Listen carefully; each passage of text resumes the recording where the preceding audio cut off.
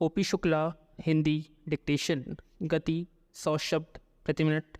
Be ready. 3, 2, 1 start.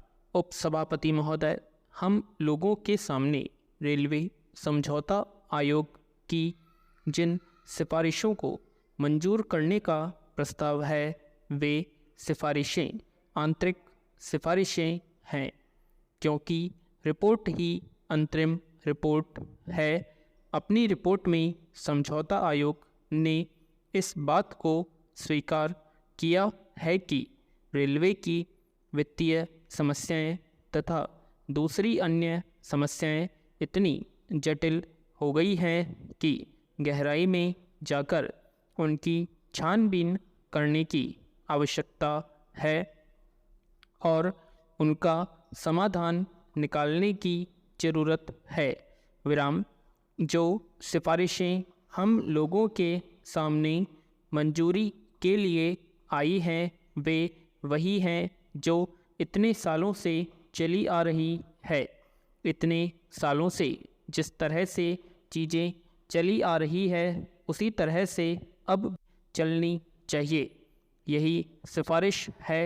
हमें आश्चर्य होता है कि यह सरकार जो प्रगति और परिवर्तन की हिमायती है वह इस प्रकार की सिफारिशों को मंजूर करने का प्रस्ताव लेकर आती है, जबकि स्वयं यह समझौता इस बात का आवश्यकता अनुभव कराता है कि समस्याओं को गहराई में जाकर देखने, जांचने और नया हल निकालने की आवश्यकता है।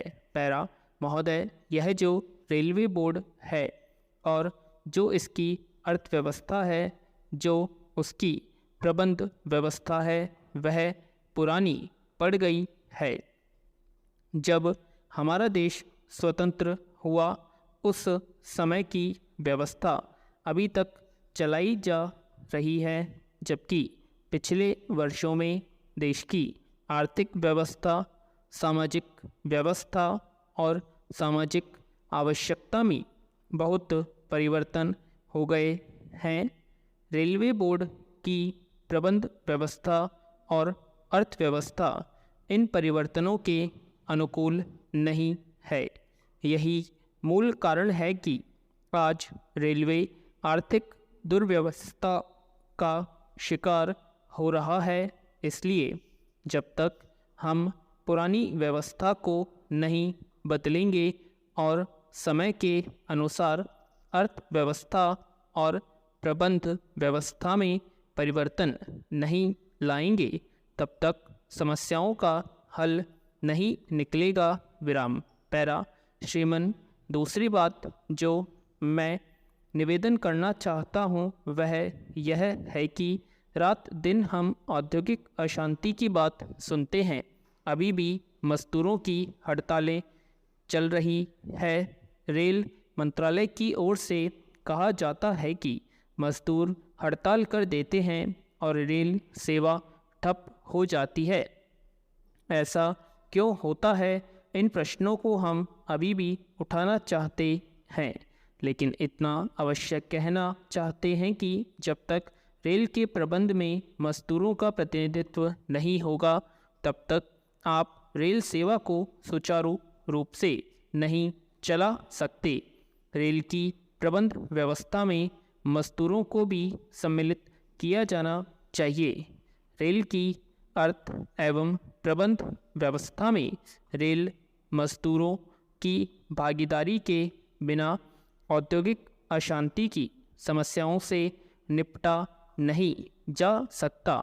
मेरे ये जो कुछ सुझाव हैं, मैं समझता हूँ कि ये देश की अवस्था के अनुसार रेलवे बोर्ड की आर्थिक व्यवस्था और संचालन व्यवस्था में परिवर्तन लाने के सुझाव हैं, और मैं आशा करता हूँ कि मेरे इन सुझावों पर यदि आप विचार करेंगे तो रेलवे की जो कठिनाई है, उसका जो संकट है और जो संकट दिनों दिन गहरा होता जा रहा है, वह संकट दूर होगा और रेलवे आधुनिक तथा कुशल सेवा के रूप में हमें उपलब्ध हो सकेगा। विराम।